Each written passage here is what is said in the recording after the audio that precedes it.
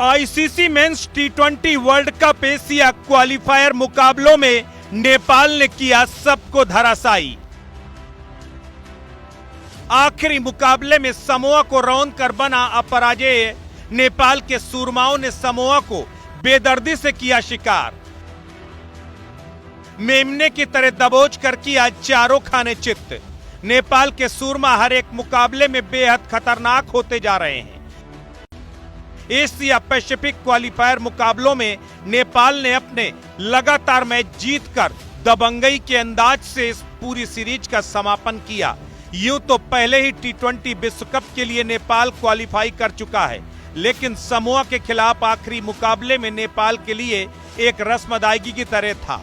लेकिन इस मुकाबले में नेपाल के सूरमाओं ने समोआ के गेंदबाजों की धज्जियां उड़ाकर रख दी। आसिफ शेख, दीपेंद्र सिंह ऐरी, रोहित पौडेल, लोकेश बाम रनों की झड़ी लगा दी। कुशल भुरतेल और आसिफ शेख ने ओपनिंग बल्लेबाजी की शुरुआत की। कुशल भुरतेल तो 15 गेंदों में 17 रन बनाकर आउट हो गए, जिसमें 2 चौके और 1 छक्का लगाया।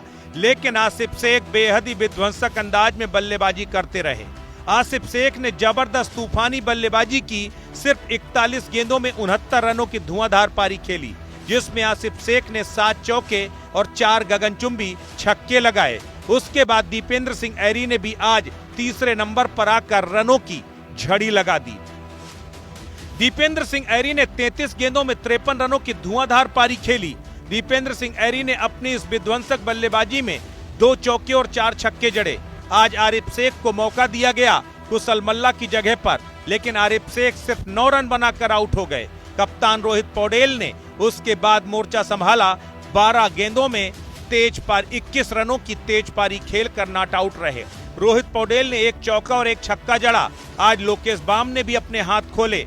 12 गेंदों में 39 रनों की तूफानी पारी खेलकर बता दिया कि उनके बल्ले में भी दम है। उनकी बल्लेबाजी को कम आंकना गलती होगी। लोकेश बाम को बहुत ज्यादा मौके तो नहीं मिले। पिछले मुकाबले में लोकेश बाम कुछ खास नहीं कर पाए थे, लेकिन इस बार समोआ के खिलाफ लोकेश बाम ने बल्ले से आग उगली। सिर्फ 12 गेंदों में 39 रन 325 के रन स्ट्राइक से बनाए। दोनों 2 चौके और 4 गगनचुंबी छक्के लगाए और अपने पराक्रमी बल्लेबाजी से टीम को 211 रनों के स्कोर तक पहुंचाया। 20 ओवर में 4 विकेट खोकर नेपाल ने 211 रन का स्कोर खड़ा किया।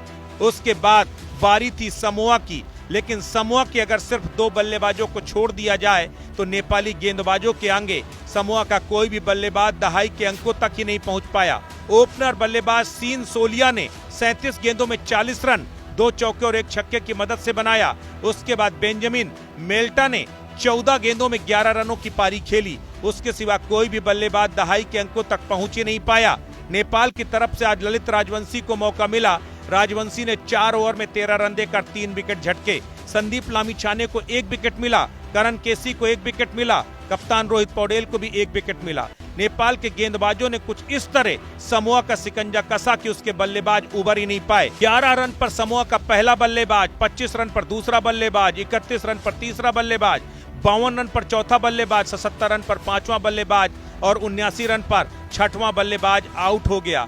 इसी के साथ समोआ 20 ओवर में 7 विकेट खोकर सिर्फ 87 रन बना पाया और एक बड़े अंतराल से नेपाल से मुकाबला हार गया।